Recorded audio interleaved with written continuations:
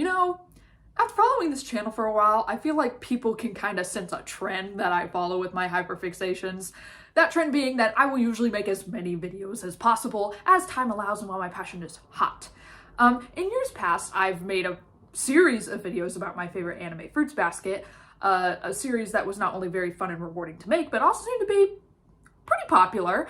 So since you guys seem to keep, encouraging my excessive ramblings, it's time to move on to a new chapter, a new hyperfixation. You have been warned. Let's talk about Critical Role. Specifically, I want to talk about the upcoming and very much anticipated animated adaptation of their second campaign, The Mighty Nein. For those who don't know, I recently became a critter in January 2023 when my roommate introduced me to the legend of Vox Machina. And when it was announced that Mighty Nein would also be getting an animated adaptation, she very quickly pushed me to watch the campaign in preparation for it, and surprise, surprise, I fell in love with it. Luna, you created a monster.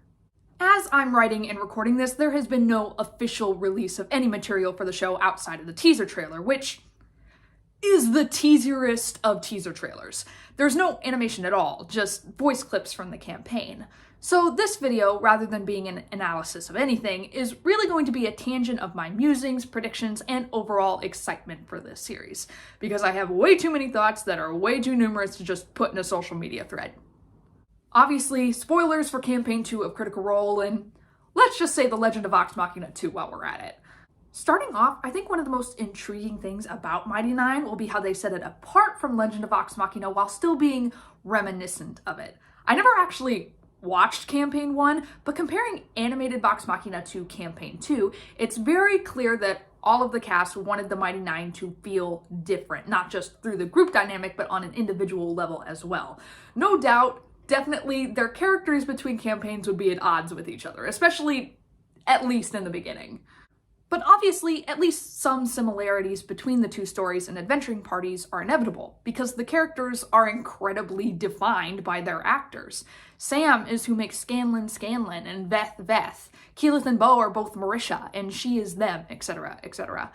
Both sides are equally affected by the other, and it's for that reason that even within the world of Exandria, I think that both groups are still connected by fate, because they share that connection through their actors who are such large parts of them.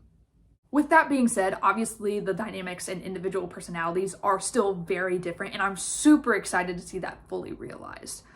I think the biggest thing that sets Mighty Nein apart from Vox Machina, though, something that will be a huge selling point for the people who haven't seen the campaign, is its overall themes. There are world-ending magical elements in both series, monsters, godly shenanigans, and so on and so forth, and both have major themes dealing heavily in fate. But Vox Machina's conflicts are all pretty black and white. The Briarwoods, the Chroma Conclave, Vecna, yes, I have a slight notion of Vecna, they're all pretty definitively evil, big bad. Not that this is a negative thing, it's the gigantic scope of these threats and the group's journey from scruffy, insecure nobodies to legendary god-fighting heroes that makes the story so interesting, and it brings in beautiful themes of balance and bettering oneself. With the Mighty Nein, however, with the exception of the song Navum, which are ultimately the very evil world-ending finale, the whole story is steeped in a murky gray, and the most interesting conflicts stem from the very complicated war in the forefront between the Dwendalian Empire and the Kryn Dynasty, and later, when that conflict is resolved, the parties that control them. Propaganda, prejudice, racism, nationalism, fascism, corruption, checks and balances, atonement, justice, all of these themes are so present in Mighty Nein. And while I know they probably won't be as extensive in the adaptation because there just won't be time, I just really hope this series just leans into the political drama of it all. The closest comparison I have to what I imagine the final product will be is Full Metal Alchemist, with the magical and systematic threats acting hand in hand, sometimes intersecting and sometimes not being connected at all. And because of that, I think newcomers to Mighty Nein will find it very relevant in today's climate, and will find emotional connection with it, much like FMA. It's times like this that I wish Western media could take after anime and just include fucking everything. Every single small conversation that reveals the slightest bit of character, the shopping trip that displays the inner workings of every city they visit, introducing every NPC that they affect and who affects them along the way. Of course, I understand that not everyone likes that format and that it sometimes just isn't practical. So that brings up the question, what things will need to be cut for the sake of adaptation? What structure will it take as the series goes on? As I mentioned earlier, I never watched Campaign 1, so I don't really have a reference for pacing and adaptation from the campaign to The Legend of Vox Machina. So with Mighty Nein, I really just have to make educated guesses based on what I know about the industry and what I subjectively think is important, which is definitely not 100% correct. Following the trend with Legend of Vox Machina, with one season being 12 episodes long, I kind of have a feel for how season 1 is probably going to turn out. God, I'm gonna look so stupid when the show actually comes out. First things first, I think they will open the series from the very beginning with the Mighty Nein meeting in the Nestle Nook Inn. For Vox Machina, either in the campaign stream or in the animated series, we don't see the group actually get together.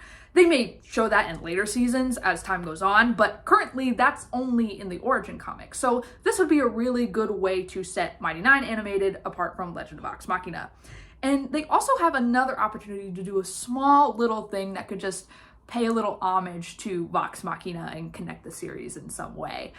You know how the 2-episode prologue of Vox Machina is titled The Terror of Taldore? Well, how cute would it be if they made the circus prologue of Mighty Nein The Terror of Trostenwald? I'm telling you, they have the perfect opportunity gift-wrapped for them, and if they don't go for it, I will be low-key disappointed. The first season of Mighty Nein will definitely be an interesting study in adaptation, because the first arc of the campaign is very much build-up, which is totally normal for a D&D game, but makes things a little complicated when switching over to TV. Not that things don't happen, there's plenty of inciting incidents and a tiny sprinkle of foreshadowing in many places, but it's no Briarwood arc. So after the first 2 episodes of the circus, I personally think that they're going to skip Allfield for the sake of time and go straight to Zadash. The only problem this poses is that in the stream, this is where the group meets Shikasta, the first guest PC of the campaign, played by Kari Payton. This is easily fixed though, because he makes a return in the Iron Shepherd arc, and I think that's a much better, more high-stakes situation to introduce him in. Obviously, upon making it to Zadash, they'll do a quick little montage of exploring the city, with the only real in-depth thing being the invulnerable vagrant and the introduction of Pumat Sol. And then after that, they will immediately go into their hiring by the Knights of Requital and breaking into the High Richter's house. This is the first time we'll see the group formally on the job as the Mighty Nein, which will appropriately be kind of a shit show. And we'll spend about 2-ish episodes focusing on the breaking and entering before getting the first big, oh shit, moment of the series, which is the explosion of the Zopper Spire and their run-in with the Kreen soldier in the sewer. After that, I would normally say something like the Harvest Festival and the Victory Pit could be something that's easily skipped, but I don't think it should be here for 2 main reasons. Firstly, it gives us a soft yet creepy introduction to Train Ickathon and a great segue into Caleb's backstory. On one hand, they could break chronology from the campaign and just set his backstory later when they start really becoming entangled in the Assembly and the Dynasty. I don't think that would necessarily be a bad decision, but keeping the reveal where it is in the stream not only leads up to future story beats, but offers great storytelling opportunities. Outside of Caleb's relationship with Nott, his friendship with Beauregard is definitely my favorite dynamic within the group. And it's this moment when he opens up in the Pillow Trove that really kicks off that positive turn in their relationship, which is really hard to beat. Additionally, hearing the heinous abuse that Ickathon put him through and seeing his visceral reactions immediately causes the audience to distrust and be super wary of anything concerning the Assembly, which adds suspense that will come to an apex in later arcs and also adds to the political thriller aspect. Also, the line, "I'm going to tell you the story of how I murdered my mother and father," is such a baller episode cliffhanger line. I can just imagine animated Caleb's face as it hard cuts to credits in the next episode opening with the flashbacks accompanied by his narration. It's one of the things I'll definitely say will be a missed opportunity if they don't do it. Secondly, in regards to including the Victory Pit, this could be a great moment for them to catch the attention of the gentleman. In the campaign, they kind of just accidentally stumble upon his underground guild through jobs and random encounters that I can say with 99% certainty are not going to be in the show. So in the series, the gentleman or one of his associates could reach out to them after seeing them in the pit to offer them their jobs up north. Heck, this could also be a cool opportunity to introduce Kree earlier, and she's the one that invites them into the evening nip. It would be a great opportunity to sprinkle in Molly's backstory a little earlier, and also adds just a little bit more caution when they enter into the Gentleman's Lair. Now, my idea for season 1 structure gets a little loosey-goosey from this point because it all depends on what they decide to end the season on. If there's anything we can take from The Legend of Vox Machina, it's that the season's gotta end on a cliffhanger. And I think the biggest shock and hook for season 2 would be having the cliffhanger for Mighty Nein be Molly's death. I can just imagine the penultimate episode, that cliffhanger, being for Jester and Yasha being kidnapped, and that whole last episode creating a false sense of security, like, oh yeah, they'll definitely get the others back, and it's just gonna be this huge antagonist setup for season 2, and then just psych, bitch! They're all still separated, they got their asses kicked, and Molly's been skewered. It's such a high-stakes, suspenseful place for them to leave off on, with the group being the lowest we've ever seen them. That alone is enough to bring people back for season 2 to find out what happens. But with new audiences who now know Molly's backstory, they will have to agonize for at least a year about whether or not Molly will be able to come back or not. Because a death at the end of a season feels so much more heavy and final than a death at the end of a random episode. For example, with Vex's death in Vox Machina Season 2, while very emotional and impactful for the story going forward, pretty much everyone watching during the premiere called their bluff because it was only the 3rd fucking episode and they had a mere week to see what happened. And then she proceeded to be revived after only 4 minutes of screen time. But if they choose to end Mighty Nein Season 1 with Molly dying, that leaves a whole lot more time for pondering between denial and acceptance. Because on one hand, the audience knows that Molly has come back from the dead before, and with the knowledge they know at the time, they could easily assume that that can easily happen again. But on one hand, having the season end with a very heartbreaking death just for him to come back in the next episode, the first episode of season 1, or relatively soonish, just feels like a cop-out. There's also the thing they've done in animated canon that I really like, in that they have escalated the difficulty and rarity of spells like Revivify, and therefore decreased the likelihood of reversible death. In a campaign, like in many games, there can be several instances where the characters literally die, but it's okay because if you have a high enough level in a diamond, you can almost always have them back up with practically the wave of a hand.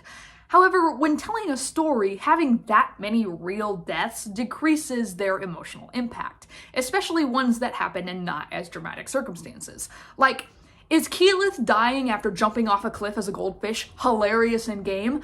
Abso-fucking-lutely. But when they no doubt include the gag in the series, she's not actually dying from that. I've also considered the possibility that they could put Molly's death more toward the middle of the season and have the Iron Shepherd arc wrap everything up, ending with Caduceus joining the group. There is a universe where this could work. And again, I don't really have a reference for pacing, but that just feels like a lot to cram into 12 episodes. The Shady Creek Run arc marks a huge dynamic shift for the group, really solidifying the fact that they've become a reluctant family. And knowing the cast, they really wouldn't want to rush something like that. Additionally, in the campaign, Caleb in particular points out that Caduceus isn't meant to be Molly's replacement. So it would kind of feel like a huge fuck you to have Molly's supposedly really emotional death be followed up by his slot being replaced as the button to the season, with there being a separation of seasons that at least puts a buffer in between the two of them. They'll have to give animation-only watchers time to really connect with Molly before snatching him away. In the campaign, we have 26 sessions, 104 hours, to really get to know the circus man, and when Lorenzo strikes him down, it's a huge shell shock to everyone involved, including the cast. I just feel like that's not something you can do in a mere 6-ish 20-minute episodes, and again, people would call bluff. And besides, the more emotional damage his death causes, the more emotional damage you get with Lucien later on. I'm not gonna do an episode-by-episode rubric of what each season is going to look like, because I can only make myself look like so much of an idiot. But I do have a slight outline summary of what I think each season is going to cover. Assuming that Molly bites the dust at the end of season 1, season 2 will have the Iron Shepherd arc, with the end being kind of the beginning of the Avantika Lucidian Ocean arc. Season 3 will wrap up that arc on the boat, and then we'll go into Felderwin and to Xhorhas, with the cliffhanger assumedly being them giving the beacon to the Bright Queen. Season 4 is going to be all Xhorhas, baby, with Essek's introduction, as well as the Angel of Irons arc. Season 5 will go into Rumblecusp, with the tail end being Isocross, with that cliffhanger probably being Molly and Lucian being alive. And then season 6 is going to be the Tomb Takers, Aeor, and ending with the Somnavum. I would like to reiterate that these are all just the ramblings and fangirl predictions in my head, and for all intents and purposes, I have no inkling that any of these will actually be very accurate to the final product. Still, please feel free to keep a tally of how monumentally wrong I end up being. Actually, while the topic of PC deaths is relatively fresh, I would like to throw out my guess as to which near-death they will actually include in the animated series. Besides Bo and Yasha, each member of the group gets revivified once each over the span of the campaign. Caduceus gets blown up under Asaris, Noct gets the life sucked out of her in the Happy Fun Ball, Ford gets stabbed to death at sea while they're on the way to the peace negotiations, and Caleb and Jester are both struck down by Lucian in the final battle. Like I said, even if they choose to include all of these moments, they can't make all of them deaths in the show for fear of lowering stakes. At the worst, most of them will probably be being knocked out and then cure wounds into consciousness. Heck, pretty much all of them could be like that. Because honestly, the one death they have to include to pull at our heartstrings isn't even one of the Mighty Nine. It's Luke Bernato. For those who don't remember, to hide from Ikathon and the Vorstruckers, half of the Nine flee to the Fire Plane with Marion Lavore and the Bernato family. They end up accidentally pissing off an elemental sentry, and Luke, being a precious 5-year-old halfling, is one-shotted in the burning onslaught. This 3-episode stretch in the campaign is one of my favorites. From them infiltrating Vergessen Sanatorium, to barely escaping Trent, to sneaking the families through Nicodranus, to barely escaping again.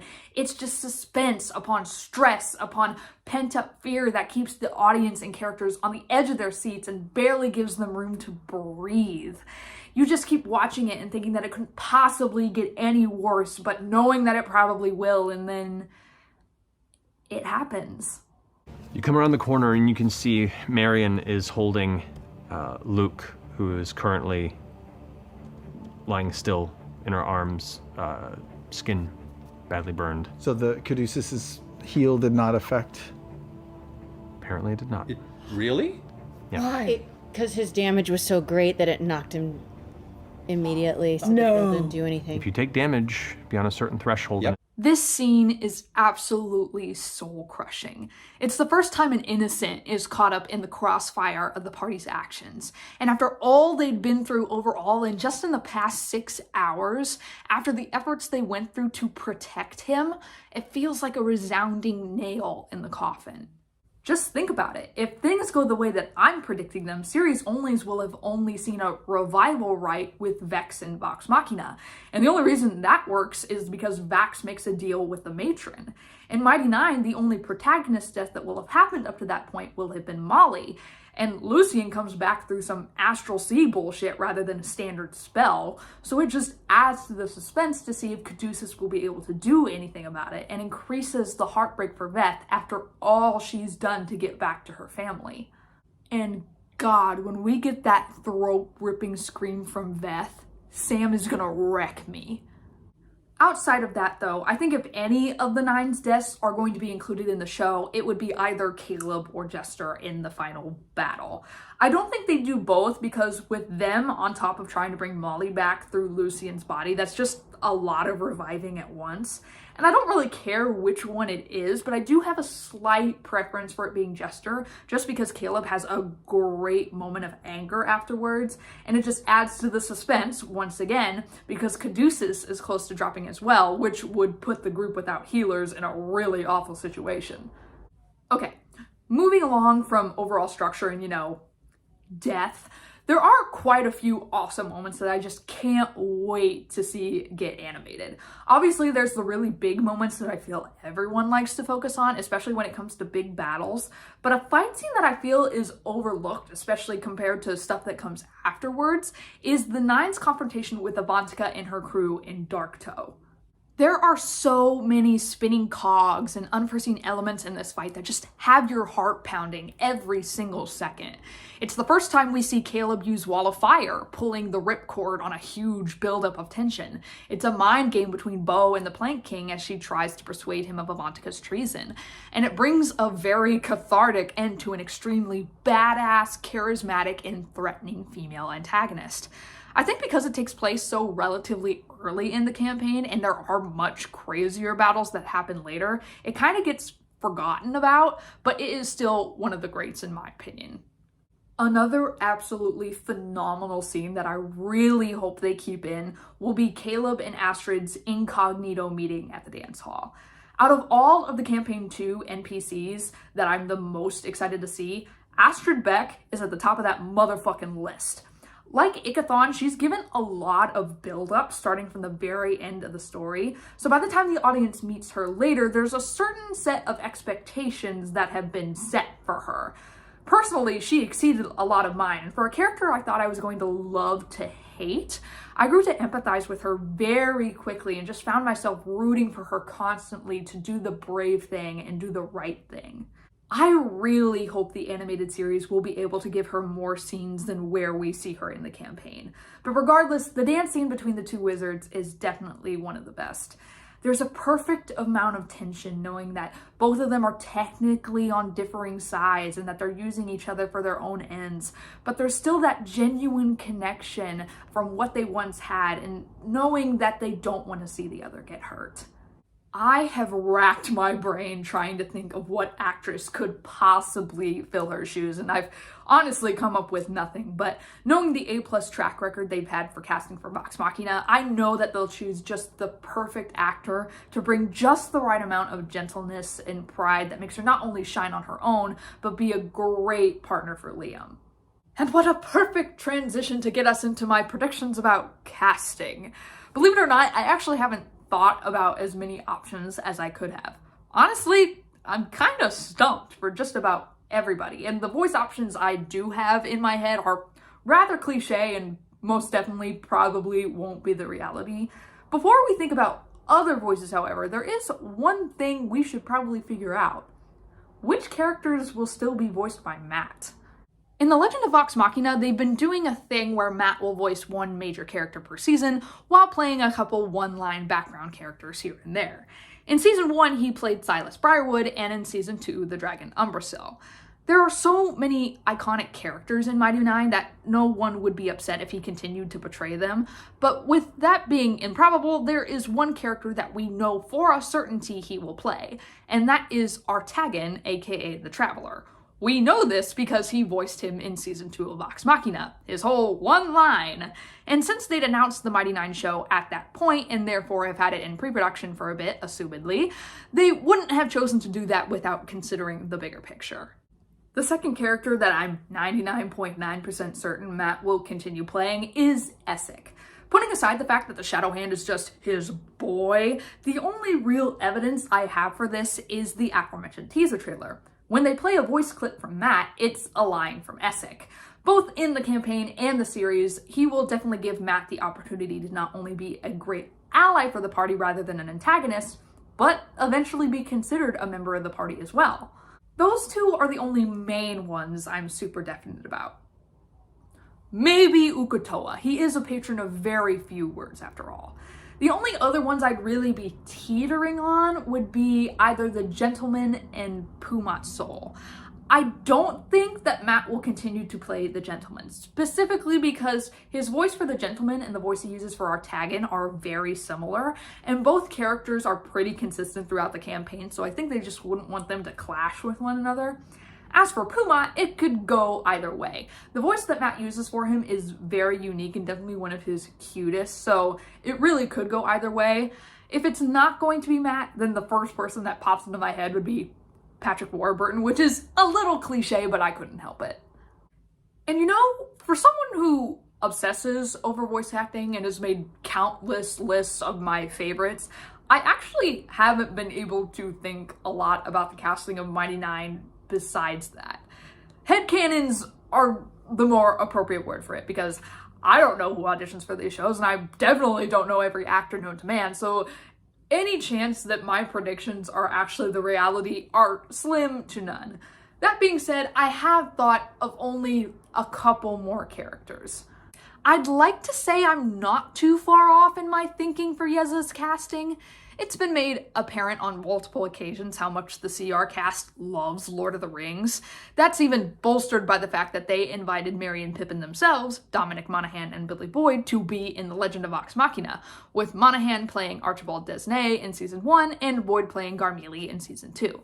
So, keeping with the Hobbit theme, I think either Elijah Wood or Sean Astin would be great for Veth's husband. They would both bring their own special charm to Yeza, and I don't really need to explain much beyond that, I don't think. The only other casting headcanon I have would be Patrick Page as Trant Ickathon. If you don't keep up with the world of musical theater, you may not know who he is, but in recent years he's had absolutely iconic roles as both Hades in Hadestown and Frollo in the original production of Hunchback of Notre Dame at the Paper Mill Playhouse. Now that I mention that, maybe it was how well he played a really creepy, controlling, decrepit old man that sold me. Page is known for the deepness of his voice, sometimes being loud and commanding and other times low and threatening. And it's a timbre that is notably much different than how Matt plays Ickathon in the campaign. Still, I think having Trent's sagging wet rag of a figure countered with that deep, attention-grabbing voice would be a great dichotomy. What sucks about being excited for a project and having so many thoughts on it is that they become such a huge jumble in your mind that it's really hard to consolidate and fully articulate all of them. Like, I have so many more ponderings and ramblings about Mighty Nein in my head, but if I just spewed them all out here, this video would be a billion hours long. It would not make any sense. And like I said, only time will tell if any of these predictions or ramblings even remotely come true.